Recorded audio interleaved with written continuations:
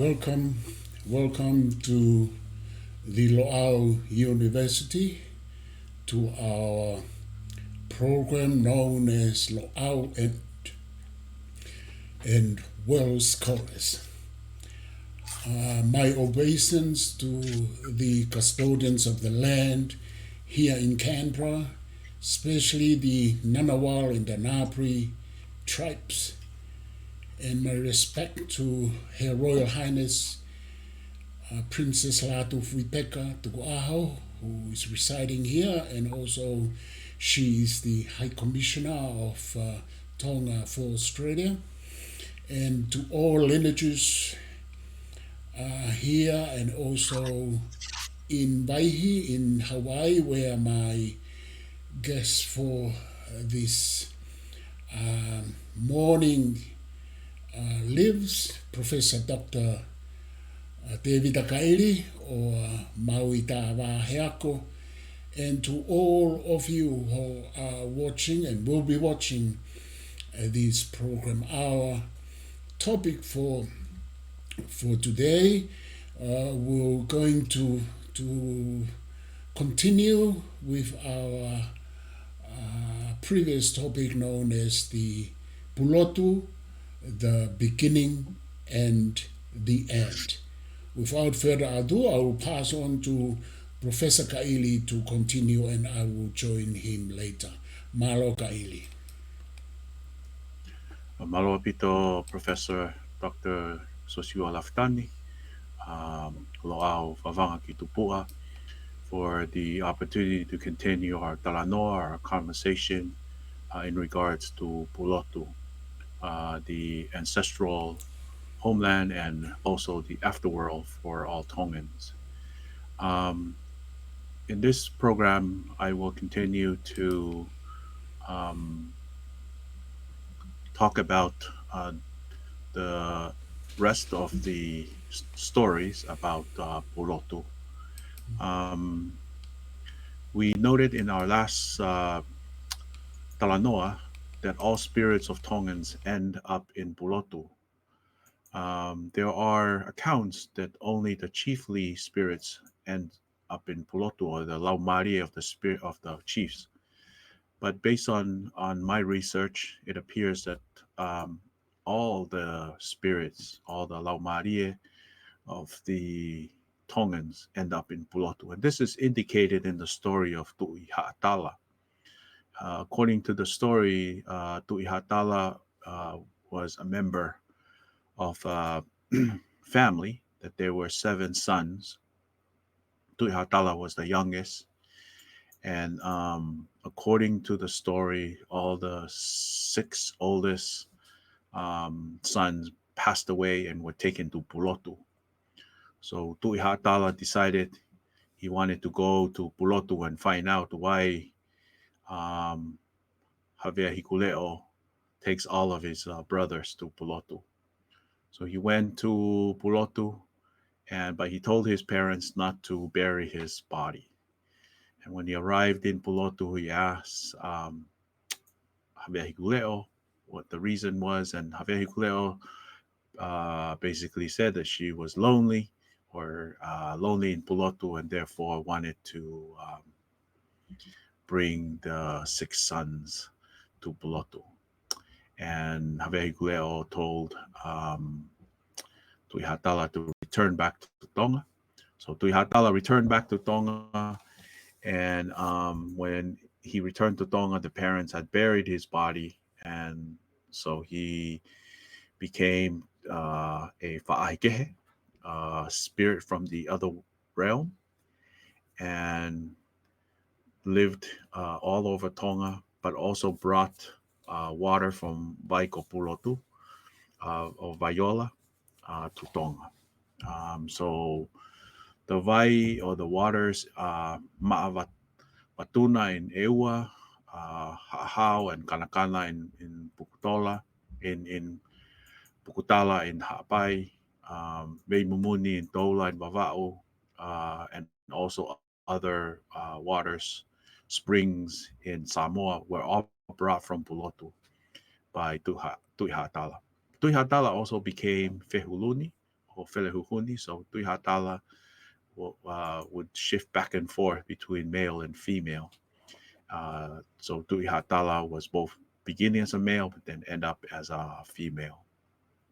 So there's a gender fluidity to Tuihatala as both male Tuihatala and also Fehuluni. Um, Tuihatala also became Moso in Samoa and Takuvaka in Fiji. So that's a story about the idea here is that all the major springs, major water source in Tonga all came from Pulotu, from Hikuleo. They all came from one source, and that is Viola, the healing or the transformation water of Pulotu. So all, as I uh, discussed in the last program, all the important elements came from Pulotu, such as water, vai. So Pulotu is known for its viola, the living water, well-being water.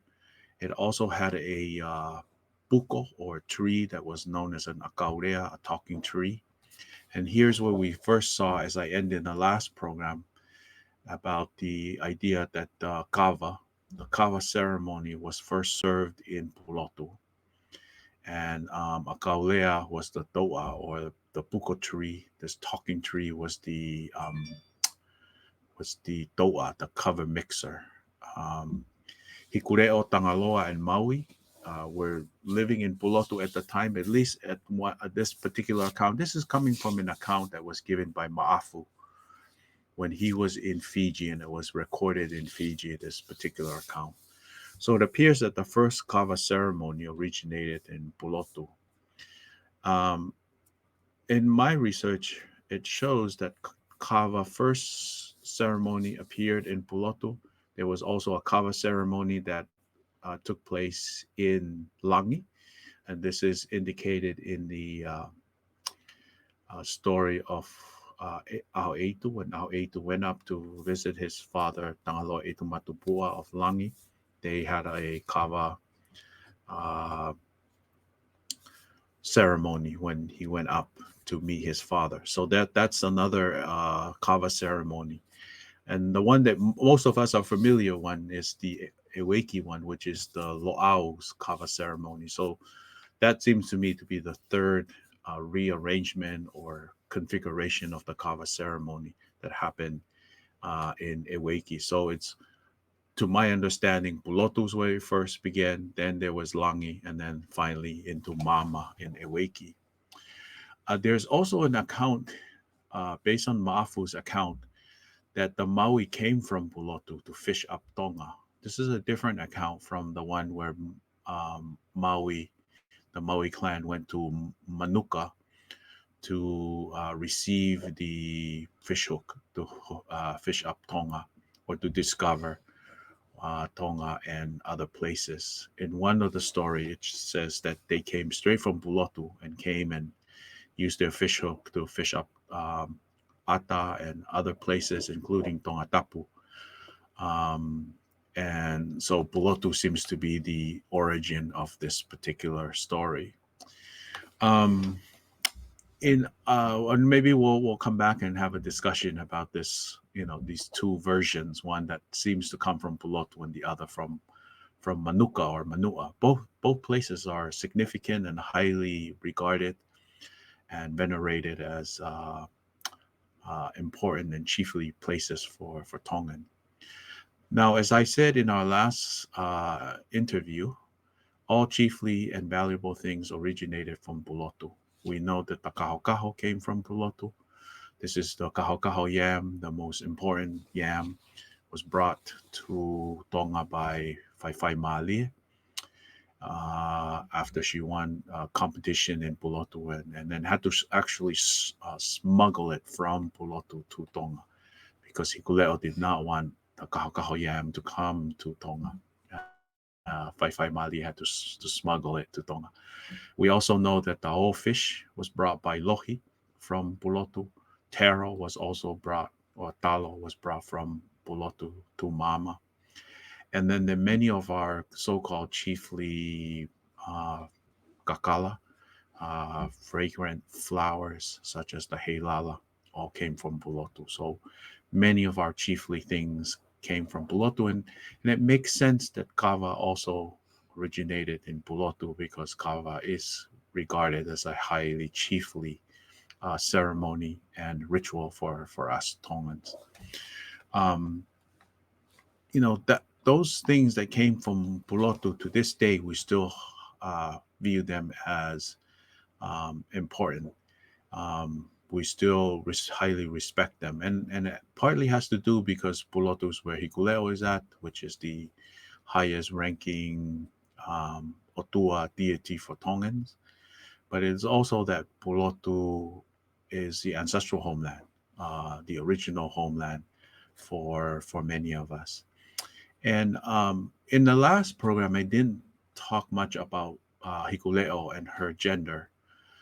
This has been sort of a debate for scholars for many years. It appears that in some stories, Hikuleo is female, and in other stories, Hikuleo is male. Um, my view on this is that Hikuleo is mostly female, but in other story, it's Hikuleo appears to be male. I have begun to use the term gender fluidity to refer to Hikuleo as someone who could be female, but also could be male.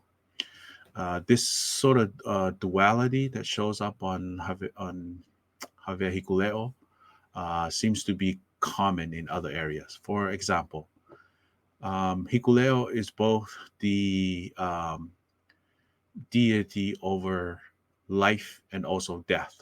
So fertility, production is all Hikuleo, but also death, destruction is associated with Hikuleo. So this sort of dual nature appears in that. It also appeared that Hikuleo was um, the one who was the guardian of both fire and water, Afi Moivai, another sort of dual nature in Pulotu, in Hikuleo. So the idea that perhaps the male female aspect of Pulotu is there too with Hikuleo seem to coincide with the other elements that seem to be both on Hikuleo, which will be interesting to get your view on this, Professor Dr. Sosio Laftani. Um, the other aspect that I want to add here is that Pulotu was also known for its performing arts. The Kau Pulotu, the performing artist, as you know, that in order for someone to become a full composer, a punake, they have to master three areas, all associated with Pulotu. One is Pulotu Fa'u, the creator of lyrics, Pulotu Haka, the choreographer, and Pulotu Fasi or Hiva, which is the creator of music. So when you possess all three, Pulotu Fa'u, Pulotu Haka, Pulotu Fasi, then you become a master composer, a punake. So this seems to be an element that was also associated with Pulotu and with Hikuleo, um, who was the chiefess or chief of Pulotu. And those are sort of the important elements of this. Um, Professor Dr. Sosio Lafitani, Loao, Vavanga Kitubu, do you have any addition or any thoughts on these elements before I continue on my sharing my research on Pulotu and Hikuleo?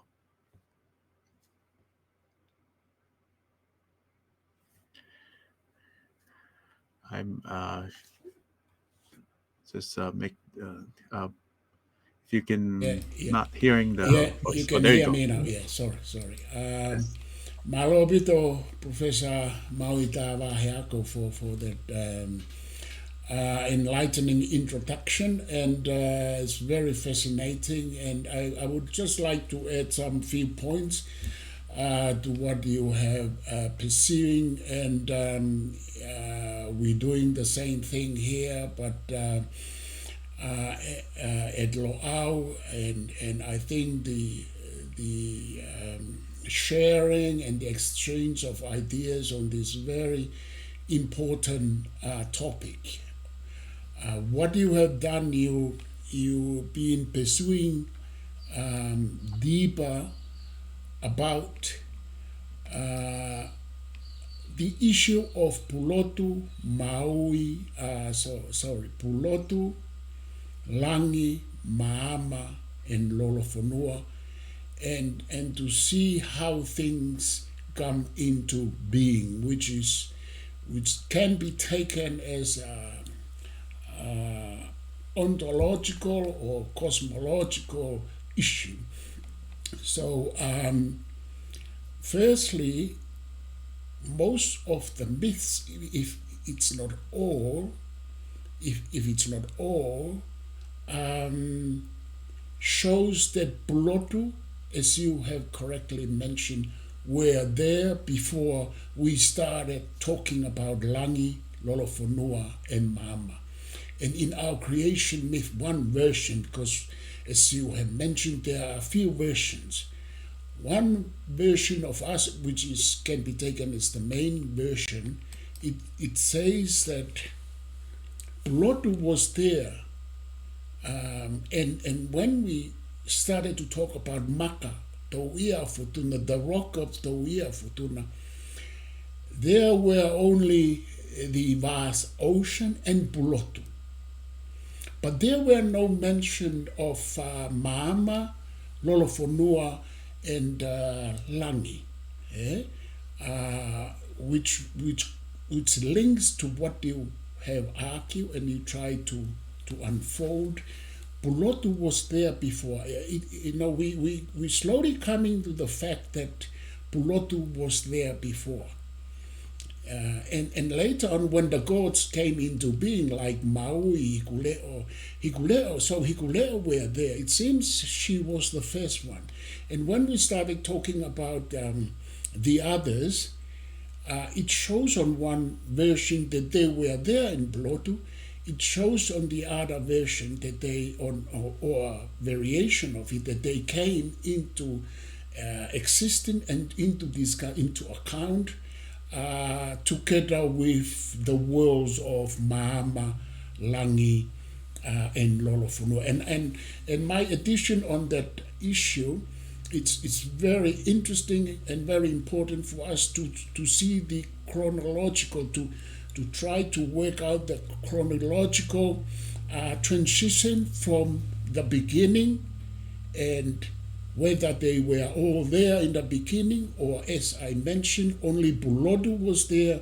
There was no discussion of Mama, Lolofonua, only the rock of Tauia Futuna in this case, and how we move from the beginning with different stories that relate or are related to the beginning of us, of Maka Tauia Futuna or Mama in this particular case. I'm interested on that, to see the chronological or the historical development. Where was Hikuleo when the others came in? When roughly, we can't pinpoint the particular point of time, but because there are some stories in our myths that they appear to be later on developed, and there are some that they were together with the original stories. So because it will have, for me, I'm not sure whether it's relevant or appropriate, but for me it will tell us how things began, in some point, whether they were all from Pulotu or they were in other places before they bypassed Pulotu to us, like in the case of Lapita case, that we're told that they bypassed, these people were bypassed to Pulotu, and Pulotu was the port of entry before they enter us.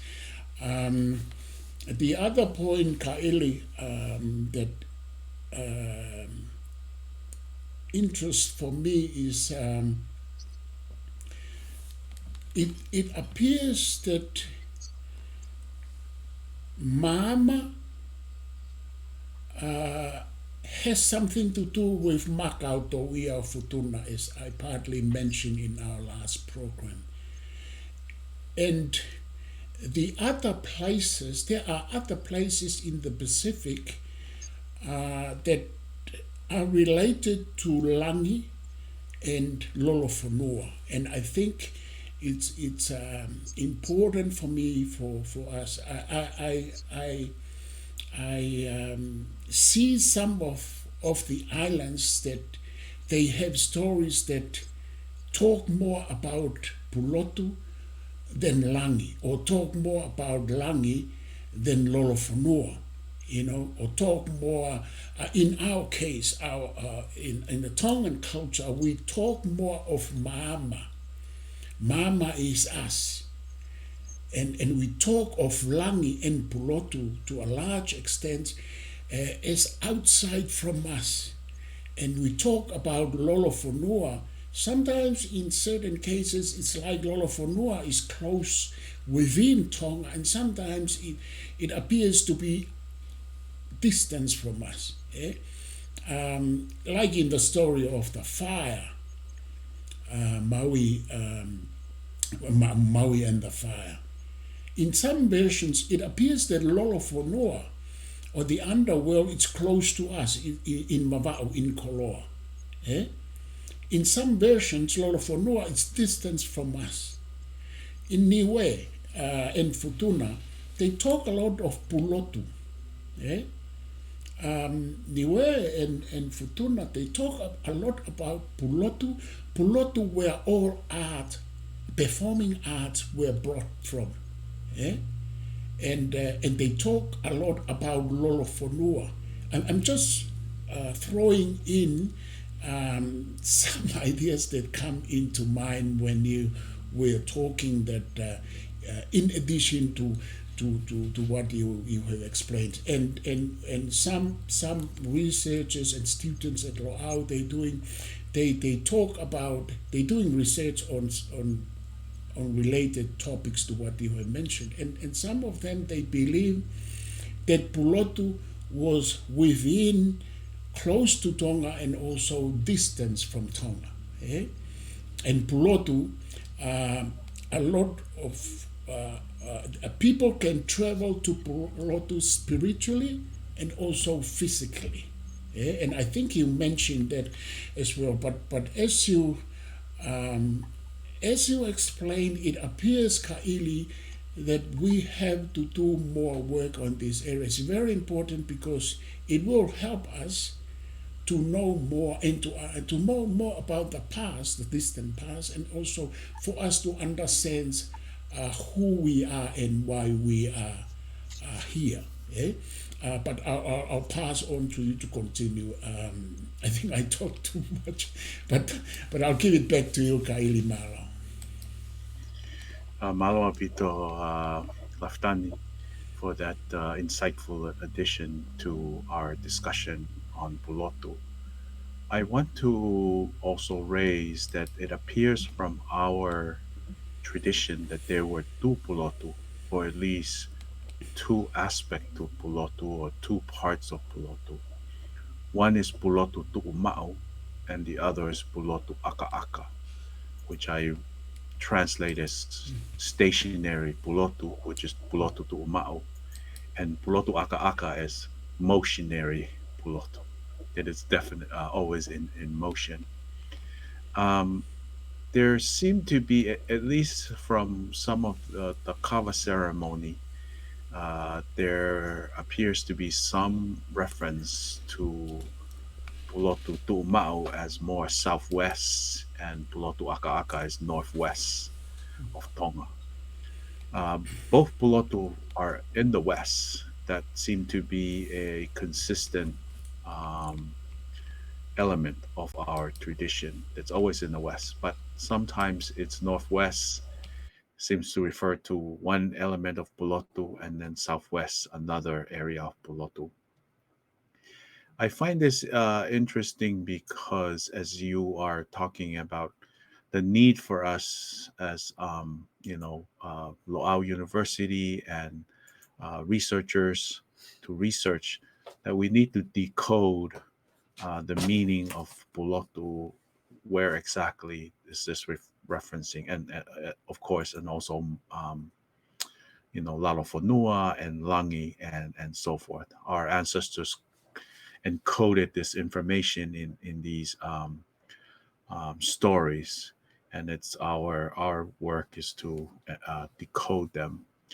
Now, what I find interesting is that we also have a star constellation that is called Pulotu, and this is the star that is known as um, Arcturus. Arcturus is a star that appears northwest of Tonga. Uh, it's known here in Hawaii as Hokulea, and other places as a different name. But Tonga, at least from some sources, that seem to be a northwest star called Hikuleo. So there seems to be a idea that that this northwest is might be one of the location of Pulotu. I know that TEVITA Fale and others seem to think that Pulotu is just the west of Tongatapu and the Hihifo side.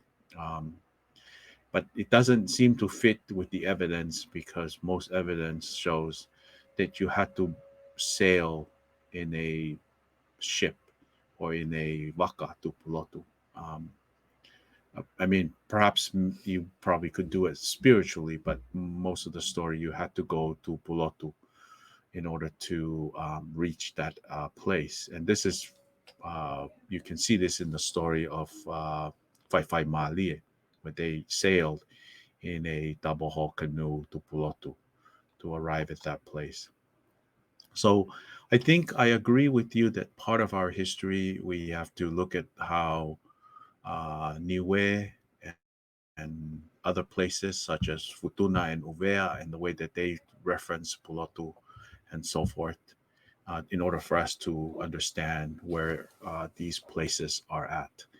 And one of the things that I know is that uh, for us in the Moana Nui, we often name places Tauhingoa, right?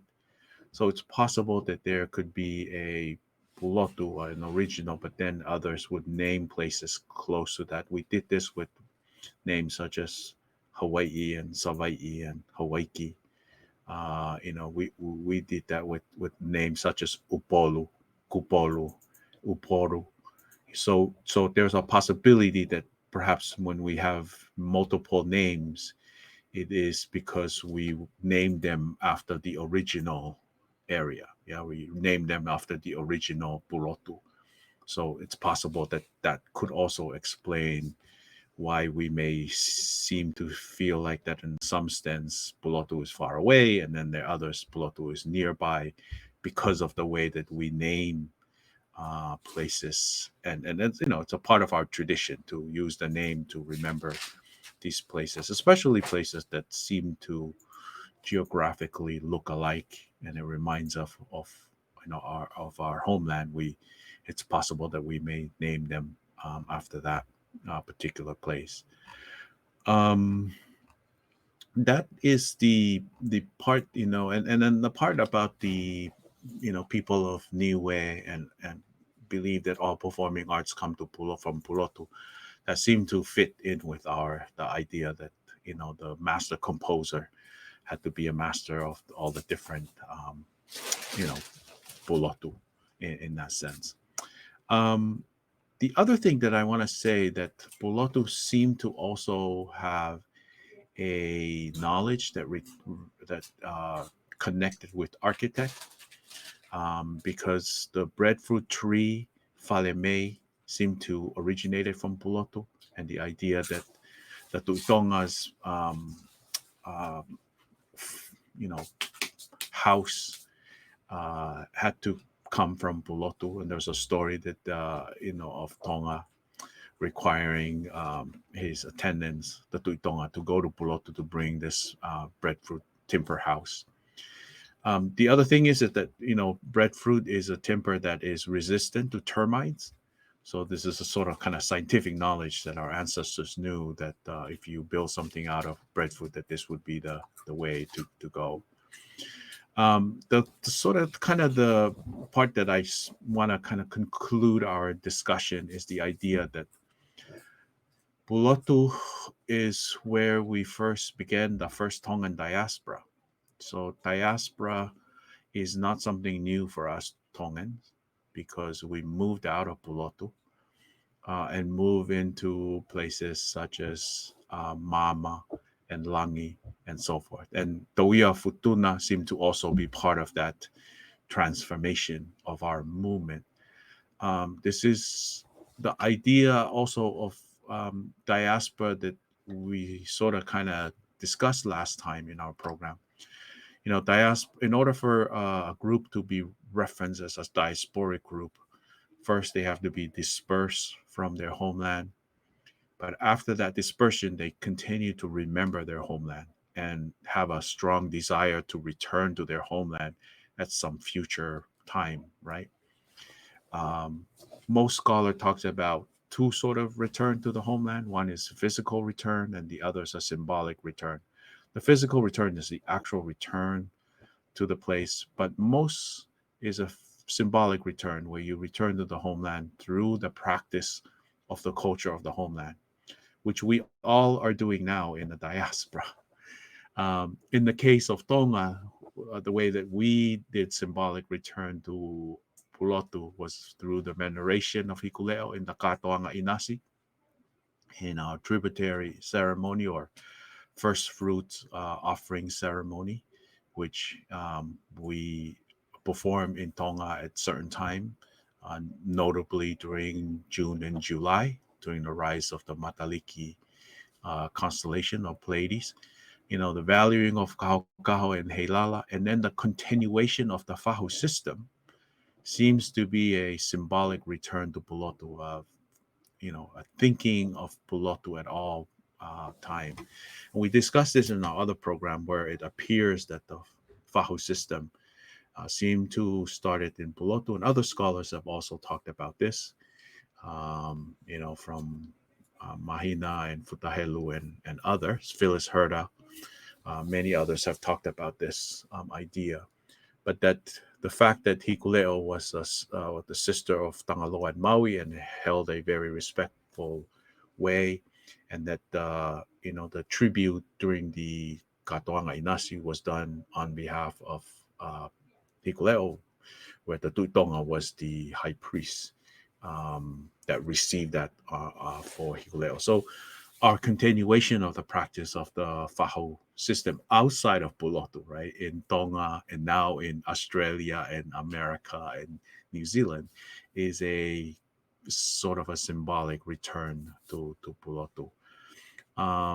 You know, so the way that I see is that diaspora is part of our culture, mobility outside of the homeland, but also thinking constantly of the homeland and wanting to return and give back to the homeland is also an important part of this sort of Pulotu diaspora that's been going on for thousands of years. And just to think about all that many of us who are in the diaspora are doing for Tonga as far as raising money, sending remittances to Tonga, or even this new form of return to the homeland where we see you know, rugby leagues players that I talked about last time are returning to represent their home country.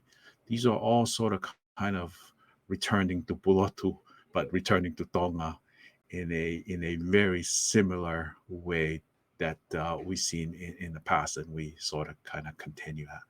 And that is sort of kind of where I would like us to maybe come in our thinking about this. And I'd like to turn some time over to you, Loao Vavanga Kitupua, if you have other additions or comments about this elements of Pulotu that I just mentioned.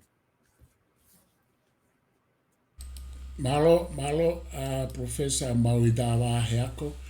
Um, yeah, you by bringing migration into account that you have done, and also it's very interesting, and also relates it to um, to, to, to the psychological factor of trying to connect with the original home. Eh? It can be psychological, it can be spiritual, which are two different of the same thing, or two sides of the same coin. And it brings me to the idea that people in ancient time talk about, as you mentioned, there appear to be a Pulotu close to us, and there appear to be a Pulotu far from us, and there appear to be a Pulotu that in our memories, and also in religious terms, and also, as you mentioned, with which you have connected to the celestial object, to the constellation of Pulotu. There somehow some discussion that Pulotu is going northwest. I think you mentioned that that's the issue that connects to the constellation. I think I mentioned in some of our talk on this matter before that maybe in the Tongan language, some people in Tonga, they talk about Pulotu, that that Pulotu relates to the direction of the sunset. And you can go there whether you go spiritually or psychologically or physically. But what I'm trying to be short, what I'm trying to say here, that people talk of traveling to Pulotu spiritually. And also people talking of traveling by Kalia and by Kalia to Pulotu. And when they are in Pulotu, they either talk that they met people in Pulotu physically, or they talk that they met people in Pulotu spiritually. And I think it's something very interesting. And also, as I said before, what's the word? The chronological. Chronological is very important for me, because there are some myths and stories that they were created later, and there are some myths and stories that they were they were in the distant past, because when we started to locate them, to which is which, it will help us when people talk about Pulotu spiritually without going there. There was such a thing or not, or the reality of the whole story of Pulotu. People were in Pulotu, and they moved from Pulotu, migrated to us, and then back and forth. And in their talk or in their stories, they mention Pulotu in physical terms, or psychological in the case of migration, or spiritual. There are a lot of Pulotus. And in the case of Langi, it's the same. Some people, they believe Langi is Hawaii's VAIHI. Some people, in our case, Langi is Samoa. And in Tonga, there are places there which people located as Langi. So which Langi and which historical or prehistorical time that people refer to A or B or C, or not A or not B or not C. Because I would like to finish with what Kauhalauta and Lehapoto Bliameatere, one of our research, and he is the Matapu of Kalaniwalo. I think you may be aware of him. What they believe in the time of Tuitonga, and for me it's very important, Pulotu, Langi, and Lolofonua were under Mama. Eh? Mm. So what I'm trying to say here, from their belief, that there were transitional period where Pulotu was no longer the center. And there was a point in time, Mama, according to them, Pulotu, Lolofonua, and Langi were under the power or the control of Mama. Was Mama is Tonga in that particular case? Something for us to verify. Eh? But I'll pass on back to you, Kaili, Professor Kaili, to add in and then finalize our talk. But Malo, a bit for this topic, it, it brings out more ideas and more curiosity for us about this topic of Pulotu, Mahama, Lolofonua, and Langi, but particularly Pulotu. More interest, ideas on Pulotu, for that matter. But please continue and then finalize the discussion. Thank you, Malo. Yeah. Thank you, Professor Dr. Sosua Laftani, for those insight into our Talanoa regarding Pulotu and Hikuleo. And I think our discussion today has allowed us to see the multiple dimensions of Pulotu and its complexity in terms of its physical, psychological, social, spiritual, and symbolic aspect. And I think in our research for Pulotu, we need to make distinction between these elements, these dimensions of Pulotu. Of course, they are all interconnected, but they will also allow us to be able to see the way that Pulotu over the years have been used to talk about different aspects of being Tongan. And this is part of the reason why I've spent many years now researching Pulotu, partly because this is our beginning. This is the cosmogony of Tongans. And in order to understand today and our presence, we must go back to the beginning and understand where we came from and the role that Pulotu continues to influence us, even as we live in the Hawaii or the continental US or in Australia or New Zealand. Pulotu seem to still have influence in the way that we think about the world. And then that idea of thinking about the original homeland also translate to the way we think about Tonga today. And the way that we see Tonga is now our other homeland, or mama in the sense that you were talking about. And I think the other group that I would like to, hopefully, that they would share more of their knowledge is the Hatufunga and the Ha'ani Matapu.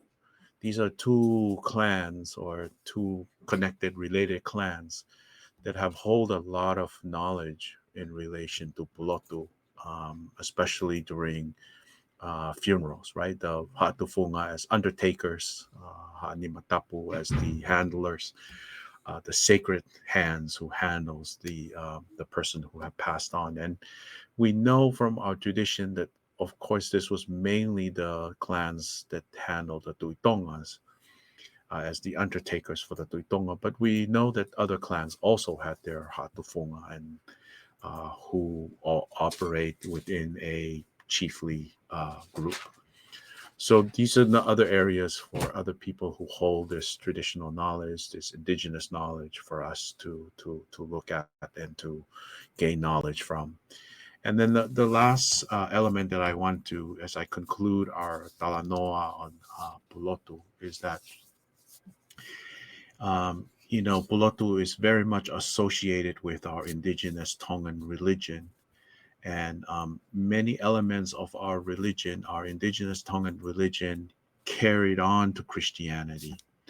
Our ideas regarding tapu, or ideas regarding mana, tapu as sort of sacred and mana as the power. These are all Pulotu ideas that we now use in Christianity. And Christianity continues to sort of where many of these aspects of Pulotu live on. So if we want to understand our form of Tongan Christianity, we also need to return to Pulotu to understand the role that Pulotu plays in our spirituality, in our religious behavior as Tongan people.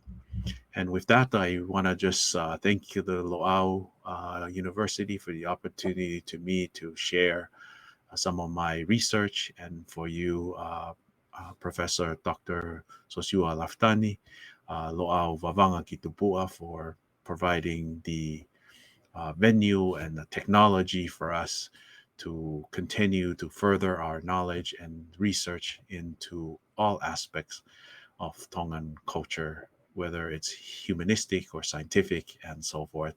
I really appreciate the time and opportunity for me, and I want to express my offer to all the Tongans who are turning in and to listen, and hope that you receive some elements of this to help you with your research.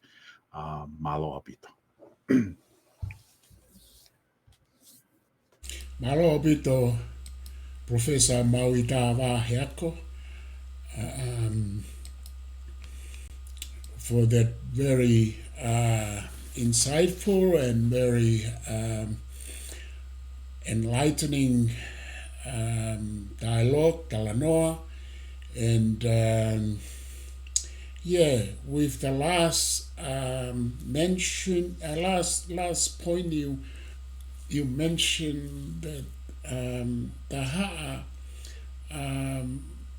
Mariapo, about the ha'a Mariapo, the undertakers, under the leadership of Lawaki. You were right. You were right there that there are a lot, countless stories from that we can also draw out from their knowledge, and they've been holding a lot of stories there, and that haven't been published on academic and by the missionaries. And I think, Kaili, I mentioned to you when I'm in Tonga, I've come to experience that a lot of ha'a there, including that ha'a, that's one of the oldest ha'a, the ha'a Maliepo. Because the ha'a Maliepo, one of the Falefa in the beginning. Yeah. And we can imagine how many stories and knowledge that they have been transmitted throughout the past 1,000 years or so, or more. Yes. With the Ha'amalepo, they have a few key Matapu, the ma'o, the kauma'o. Some of them, that's what they do from generation to generation, is to learn by heart a lot of their stories, to know by heart, to memorize, and they pass them to the next generation. I've been working with the Ha'amalepo in Tonga, with some, including Lawaki, the leader of the Malepo, who just passed away a few months ago, with respect to him. And we used to talk, and to be brief, to be short, their view of Pulotu, they were originally from Pulotu. The Malepo. The Malepo, all of them, and especially Lawaki, he believes he is the one who can talk to Pulotu. And that's another. Which Pulotu he was talking about, Kylie? he was talking about the spiritual Pulotu, not Yes. the physical Pulotu. With that ha'a, the physical Pulotu wasn't or is not the real issue, is not an issue for them. They respect that, but for them, they are the undertakers and the representatives on earth of the spiritual Pulotu. And that's another topic for us to explore and to discuss in the future. It's up to you if, we come back some other time and talk about the Malipo and their view. And this is how another point, a view of them, that if something happened to the royal family, some kind of illness or sickness, Lawaki is the one who can talk to Pulotu for some spiritual assistance to that to the royal family or one of the royal members who are in ill, who are sick. And that's another point that can be pursued further. But I'll stop there. Malo, Aupito Kaili, thank you very much for everything and still joining us. It's always a great pleasure for us to have you. And Malo, Aupito, for each and every one of you who are watching, excuse me, and will be watching this program. Malo Kaili, Ofalahayatu to you and the family. Malo.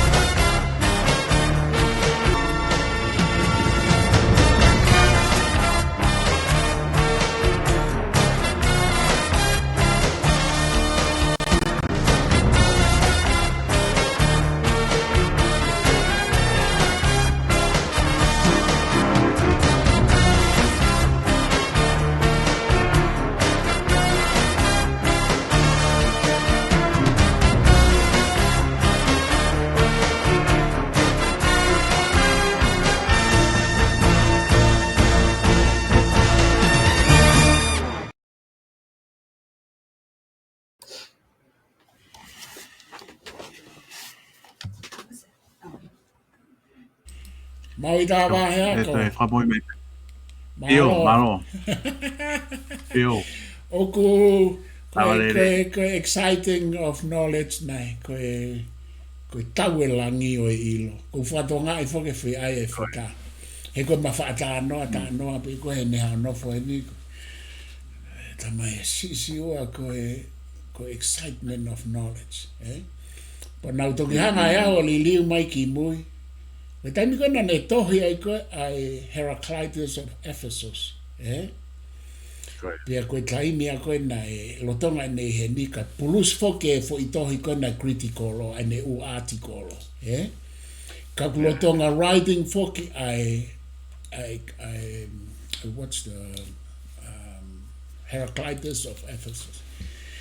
Ka koe ne me ai, ori bogo klika fo i idea. O kulotonga kau pe kulotonga whamata no tamai. Ko nea maalunga tae mo i tangata ko excitement of knowledge. Ko ene kama kroso no ata mai o fia i a fo ilu. Pa whanga whakawatonga e he kulea i tonga he mea e fufua konferenisi ko e ka u whaiako historia ko e. Ai fo i lau a futa ko e taulangi o ilo. Kako pehe ma upe ai tau uprokalama mo ta prokalama. O se pe ko hange ko tau ki uplift ko he asimai ai ume malo na we pa ko malo to langa e fo I siu Pulotu ko maalahi. He ko manatu he ke me ka mala na os ai atu ko Koe osi koe e mau ko hai ko au ko momo. Koe fui tala I taha pe he na I kumi merewa ho nau mari mei Pulotu. Aia, Ai ko tau ala tu ko ni no fa ma po Pulotu. Whalau mai, whawhisikare, whaka original o mea, koe fo i senta ai. Mo oni pe Koe mea ai. maari a Ia, ko toi, kona toi koneki mai e Pulotu Empire ai au posi poro re mai fo i tala noa ko ia. E tau sio atu. koe. Pe koe hae whahinga na tula Empire a ka mahino mai, koe fo i center of culture. A Pulotu. Koe. Neango koe ke tau mau au, au physical evidence lai, but we can theorize wawanga e fo i mea i e full myths pe, mo oral stories. Koe. Maari au. Si, maalaya. Ai sai ke tato ki,